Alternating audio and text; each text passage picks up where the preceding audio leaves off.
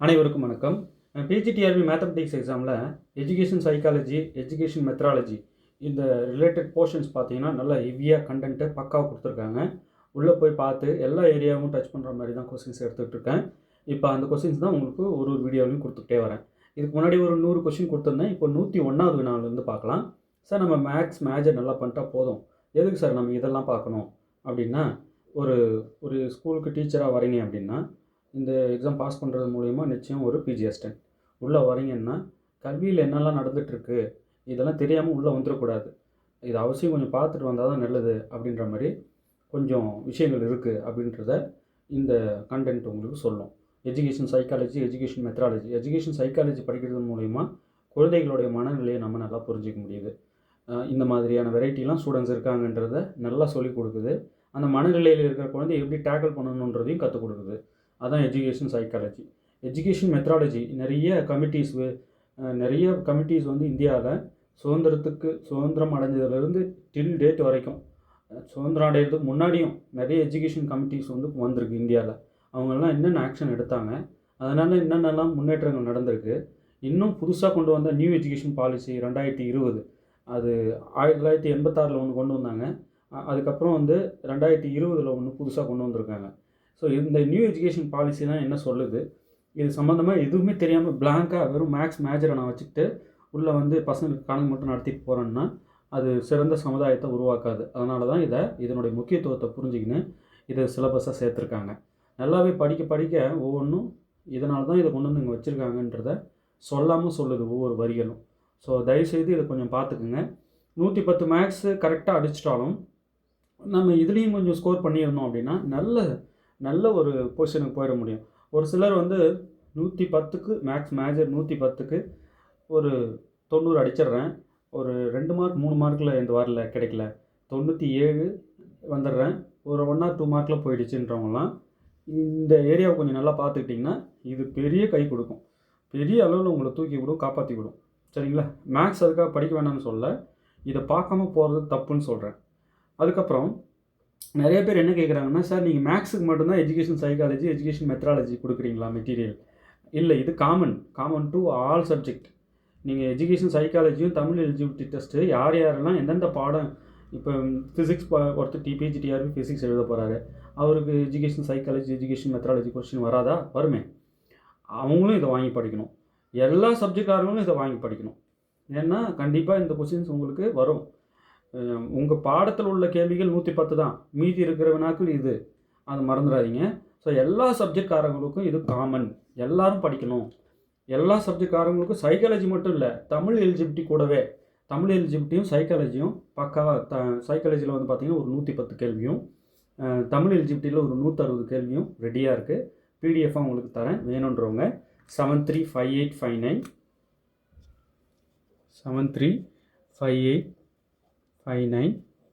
1547 இந்த number contact பண்ணுங்கள். உங்களுக்கு நான் பிடிஎஃப் அனுப்பி வைக்கிறேன்.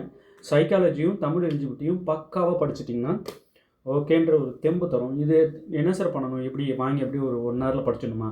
தினமும் காலையில் எழுந்து ஒரு 1/2 hour ஃபுல்லாக ரீட் பண்ணணும். டெய்லி ரீட் பண்ணணும். சார் படித்ததே தானே, பரவாயில்ல ரீட் பண்ணுங்கள். டெய்லி ஒரு 1/2 hour இல்லை 10 நிமிஷம் எல்லாத்தையும் ரீட் பண்ணணும். ஒவ்வொரு நாளும் இப்போ ஃபஸ்ட் நாள் ஸ்டார்ட் பண்ணுறீங்கன்னா 1 hour ஆகுதுன்னா அடுத்த நாள் 1/2 hourலேயே படிச்சிருவீங்க. அதுக்கு அடுத்த நாள் 10 நிமிஷத்துலேயே படிச்சிருவீங்க. அதுக்கு அடுத்த நாள் 5 நிமிஷத்துலேயே படிச்சிருவீங்க. நல்லா ஸ்பீடாக படித்து அப்படி மண்டையில் ஃபிக்ஸ் பண்ணிட்டீங்கன்னா கண்டிப்பாக வந்து ஒரு 100% எஜுகேஷன் சைக்காலஜி, எஜுகேஷன் மெத்தடாலஜியில் நம்ம கலக்கிறோமோ இல்லையோ, நிச்சயமாக ஒரு சேஃப் ஜோன் ஒரு 75% வந்து நல்லா படிக்க முடியும். சார் 100% நல்லா பண்ணணுன்னா இதையே மேஜராக எடுத்து படிக்கிறவங்க இருப்பாங்க தெரியுமா? எஜுகேஷன் சைக்காலஜி டிபார்ட்மெண்ட்காரங்க இருப்பாங்க. அவங்கக்கிட்ட போய் கேட்டால் என்னன்னுவாங்க, மேக்ஸை விடவே இதை ட்விஸ்ட் பண்ணி கேட்க முடியுன்றாங்க. அப்போ எந்த அளவுக்கு ஒரு முக்கியமான பாடம் பாருங்கள் இது. மேக்ஸை ட்விஸ்ட் பண்ணி எப்படிலாம் நீங்கள் கேள்வி கேட்பீங்களோ அந்த மாதிரி சைக்காலஜிலையும் கேட்க முடியும் சார், சும்மா நினச்சிக்காதீங்க அப்படின்னு சொன்னாங்க. உண்மை அதுதான். படிக்க எனக்கே அது நல்லா புரியுது. ஓகே, சரி. இப்போ சைக்காலஜியில் எஜுகேஷன் சைக்காலஜி, எஜுகேஷன் மெத்தடாலஜியில் 101வது வினாலேருந்து பார்க்கலாம். இதுக்கு முன்னாடி 100 கொடுத்துட்டேன். இந்த 100 இங்கே இருக்கும். தொடர்ந்து வீடியோஸ் பார்க்குறோம். இந்த மாதிரி மார்க் பண்ணியிருக்கோம். இந்த பிடிஎஃப் தான் உங்களுக்கு அனுப்புகிறேன்னு சொல்கிறேன். சரிங்களா? வேணுன்றவங்க தாராளமாக வாங்கி படிக்கலாம்.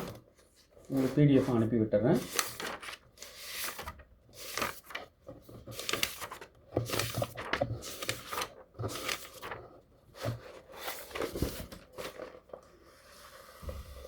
நல்லா தெரியும்னு நினைக்கிறேன்.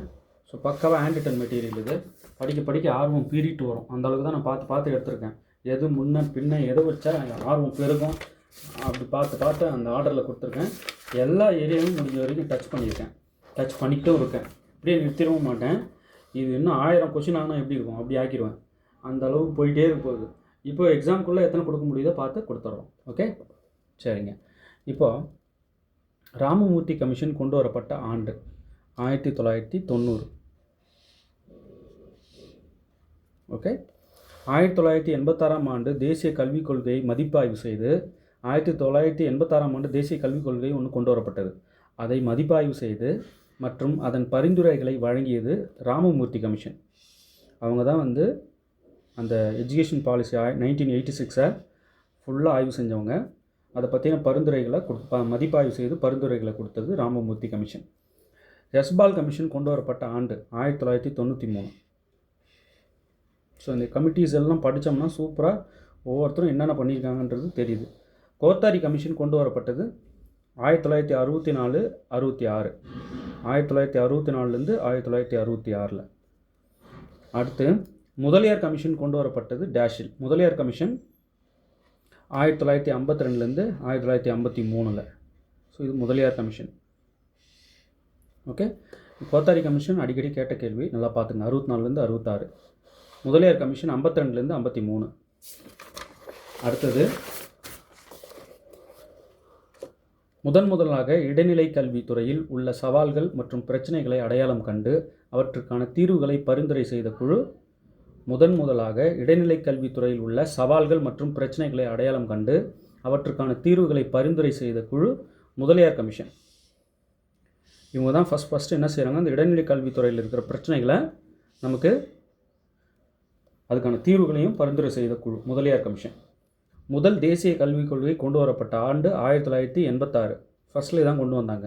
இப்போ 2020 நேஷ்னல் எஜுகேஷன் பாலிசி வந்துருச்சு. அடுத்தது யூனிவர்சிட்டி எஜுகேஷன் கொண்டு வரப்பட்டது 1948லேருந்து 1949. University education 1948 to 49, 1948 to 1949.